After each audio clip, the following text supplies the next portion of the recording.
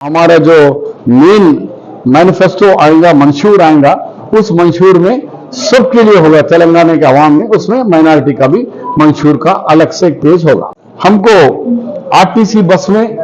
खवातीन को फ्री फिरने का पूर्ण के लिए है। तेलंगाना में हर मजहब वालों को बस का टिकट नहीं, खातून है तो बस है। 200 करंट का यूनिट, आज करंट से बहुत परेशान है, इसलिए कांग्रेस पार्टी ने कर्नाटक में ऑलरेडी अमल हो रहा है 200 यूनिट फ्री करंट, 200 यूनिट हर एक के लिए 200 यूनिट फ्री करंट देंगे। और भी हम सब प्लान के अंदर खवातीन के लिए, वक्फ की जायदादों के लिए और दूसरी चीजों में जो 5000 करोड़ का जो बजट है उसका एलोकेशन होगा स्कीम वाइज, कि हर साल हम 1 लाख बच्चों को, अनएम्प्लॉयमेंट बच्चों को, और उनको लोन देंगे,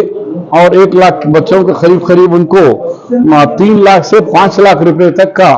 उनको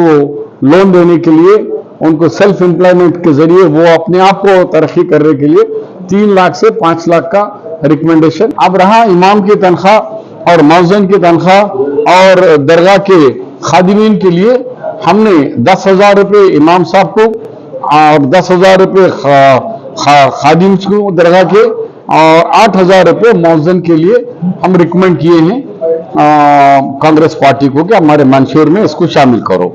इसी तरीके से जो लोग बेघर हैं, जिसके पास मकानात नहीं है, सबसे ज्यादा घरों में किराए में रहने वाले अगर कोई है तो मुसलमान ही है, क्रिश्चियन है, सब किराए के मकान में रहते, जाती मकानात नहीं है लोगों को। ये सोचकर हुकूमत में जो बेघर है और जहां अपनी जमीन है बनाना चाह रहे तो 5 लाख रुपए देंगे हम।